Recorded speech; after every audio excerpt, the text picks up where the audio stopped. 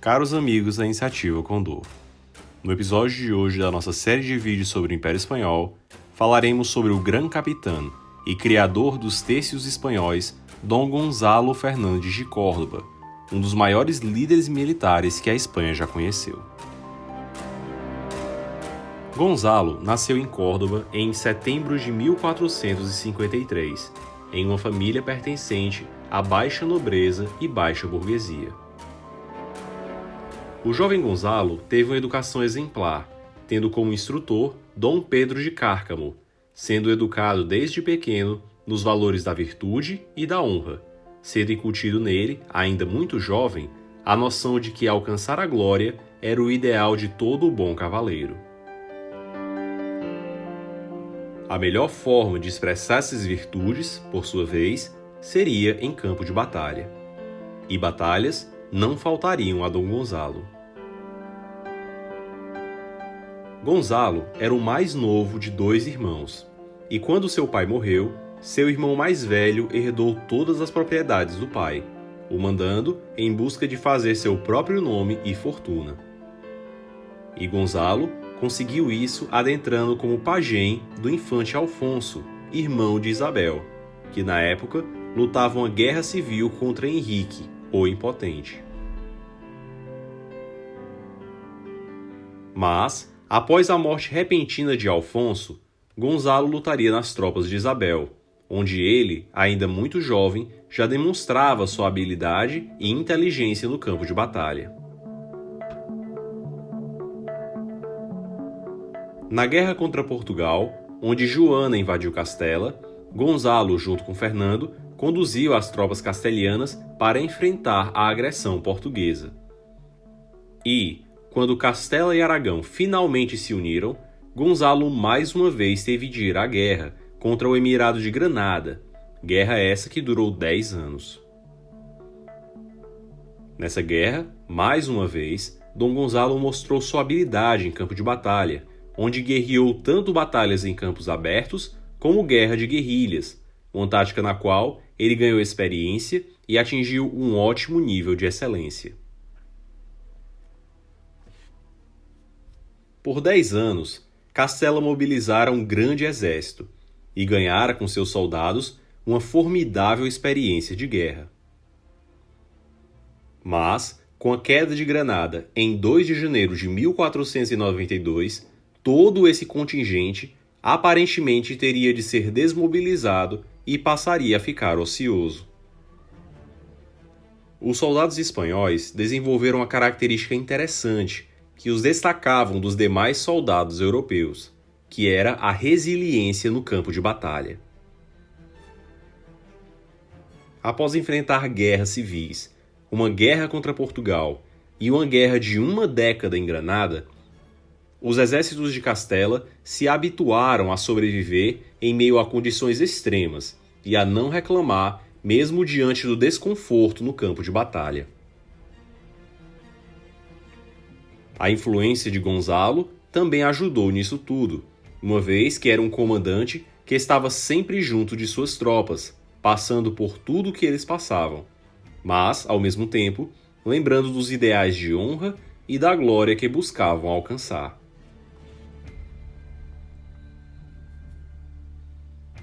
Mas, os reis católicos queriam projetar as Espanhas como um verdadeiro império. E o império estava sempre em guerra. O novo campo de batalha seria o sul da Itália, onde Carlos VIII havia entrado com 30.000 infantes para chegar ao reino de Nápoles, que tinha a influência do reino de Aragão. A artilharia, a cavalaria e o exército francês eram considerados os melhores da Europa. Há pouco tempo, a França vencera a Guerra dos 100 Anos contra a Inglaterra e estava repleta de prestígio. Até então, a hegemonia militar era francesa. A cavalaria pesada francesa era a grande arma temida por toda a Europa, imponente, que poucas vezes teria perdido um combate. Os reis de Nápoles, desesperados, pediram ajuda aos reis espanhóis.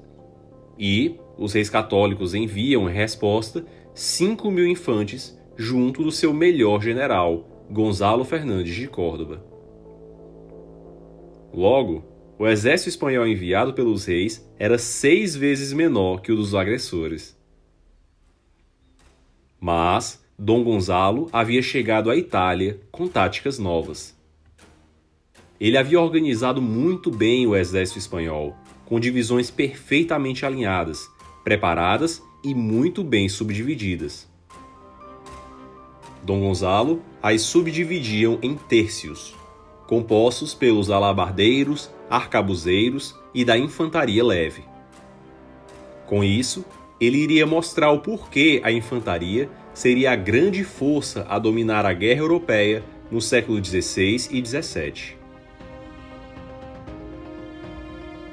Dom Gonzalo logo obtém um grande êxito com seu novo modelo militar. Mesmo com poucos soldados, os espanhóis conseguem repelir as numerosas tropas francesas em diversas batalhas travadas na península. Mas, em 28 de junho de 1495, ele sofre uma derrota em Seminara. E essa derrota se deu à inexperiência dos aliados napolitanos no combate. Os napolitanos e espanhóis combatiam na frente contra os franceses, mas, com os napolitanos avançando cada vez mais rápido, esses acabaram deixando os flancos descobertos. Percebendo isso no meio da batalha, Dom Gonzalo ordenou que os espanhóis recuassem para proteger os flancos. Entretanto, ao verem os espanhóis voltando, os napolitanos, que tinham pouca experiência em batalha, acharam que eles estavam debandando e, com isso, simplesmente fugiram do campo de batalha. Essa foi uma terrível derrota, pois mostrou a Dom Gonzalo que não bastava ele orientar as suas tropas. Ele deveria também ensinar aos seus aliados como guerrear e, acima de tudo, como confiar nele. Desde então, Dom Gonzalo não voltou a cometer nenhum erro e a perder nenhuma batalha. Desde então, a disposição tática do exército espanhol, corrigidos por Dom Gonzalo, foi quase que insuperável. E aí entra em destaque a força do soldado espanhol médio no campo de batalha. Os espanhóis não eram tão altos quanto os soldados alemães, nem tão corpulentos quanto os soldados franceses. Mas o soldado espanhol conseguia comer mal, dormir mal e, mesmo assim, entregar um ótimo rendimento no campo de batalha, coisa que os outros soldados europeus não conseguiam tão bem. E isso, em parte, porque os espanhóis estavam acostumados a viver guerreando.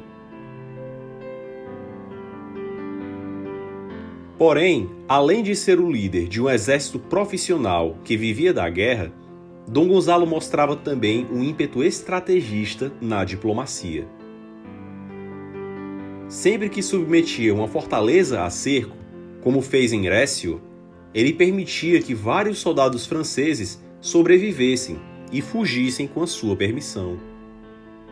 Assim, eles diziam para os seus pares como os espanhóis eram bem organizados e como era difícil pará-los, bem como que o seu líder poupava a vida daqueles que se rendessem.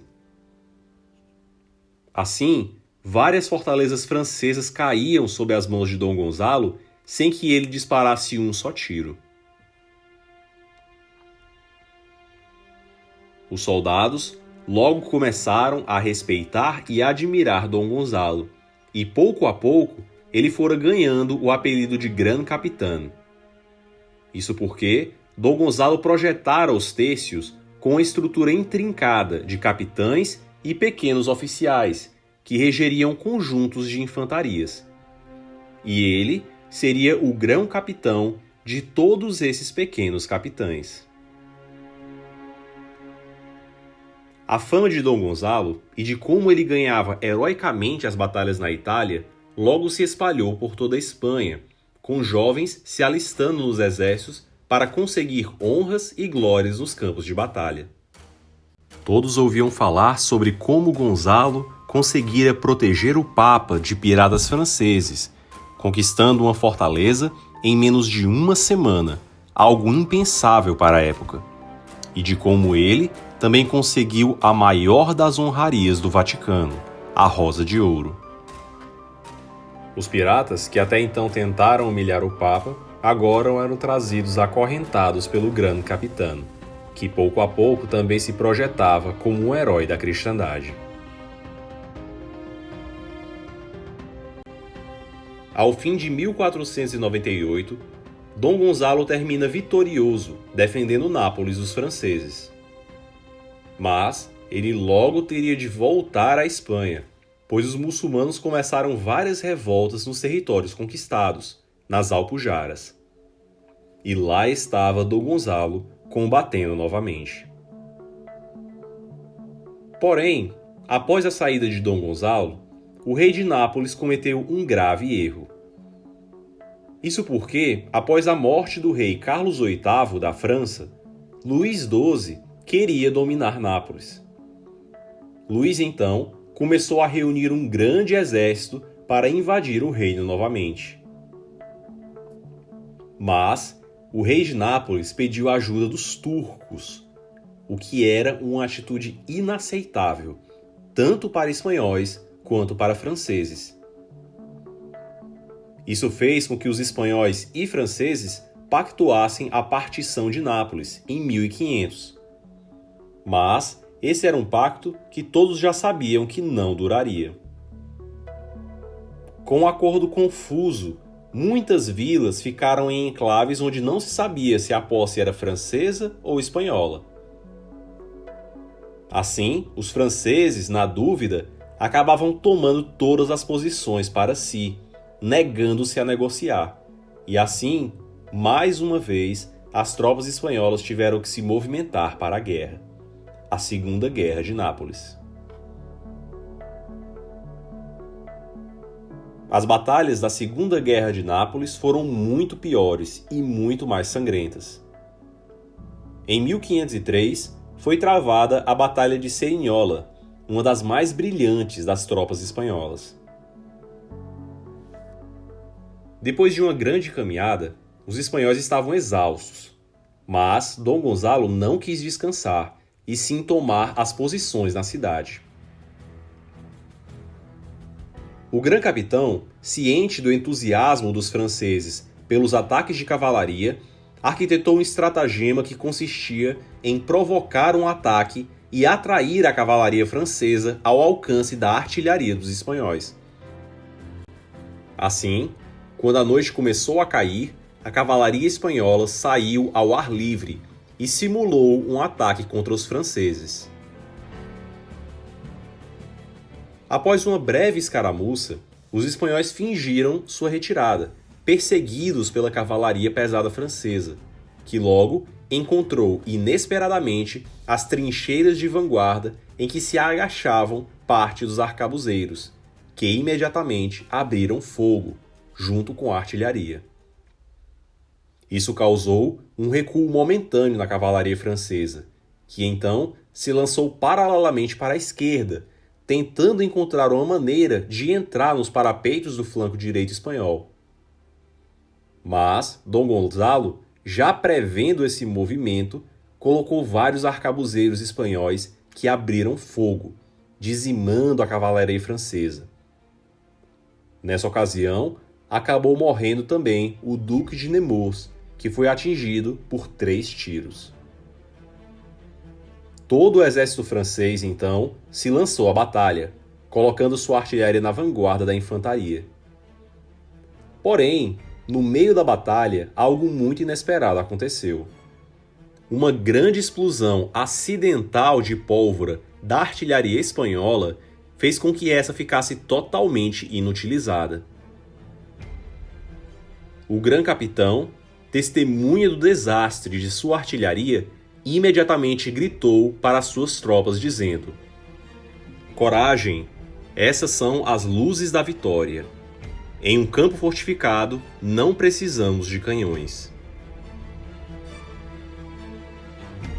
A infantaria francesa, então, entrou em combate com as tropas espanholas, mas foram dizimadas pelo fogo incessante dos arcabuzeiros. Quando a proximidade da infantaria francesa ficou muito perigosa para os arcabuzeiros, o general espanhol ordenou que eles recuassem enquanto os piqueiros avançassem para um combate corpo a corpo, finalmente repelindo a infantaria. Assim, o grão-capitão, percebendo a proximidade da vitória, ordenou que todas as suas tropas abandonassem as posições defensivas e lançassem um grande ataque. A infantaria francesa foi então cercada por besteiros, arcabuzeiros, espartilhos e pela cavalaria pesada espanhola, sofrendo assim um grande número de baixas e se rendendo logo em seguida. Uma das características mais surpreendentes da batalha foi a extrema velocidade com que ela se desenrolou. Do primeiro ataque francês até a rendição, não se passou sequer uma hora. Assim, com brilhantes e sucessivas vitórias no campo de batalha, os franceses, que pareciam invencíveis, foram derrotados pelos espanhóis. Em 1504, se firmava a paz com o Tratado de Lyon, e toda a Nápoles passaria para o domínio espanhol. A genialidade militar de Dom Gonzalo assegurara o domínio do Reino de Nápoles como um território integrante das possessões dos reis católicos. Mas Gonzalo não inovou apenas nisso. Ele desenvolveu os tercios, como já referimos. E os tercios foram uma criação tão engenhosa e tão brilhante que deteve para si a hegemonia tática europeia por mais de 150 anos. Mas, sobre essa incrível formação militar, nós falaremos apenas no próximo episódio.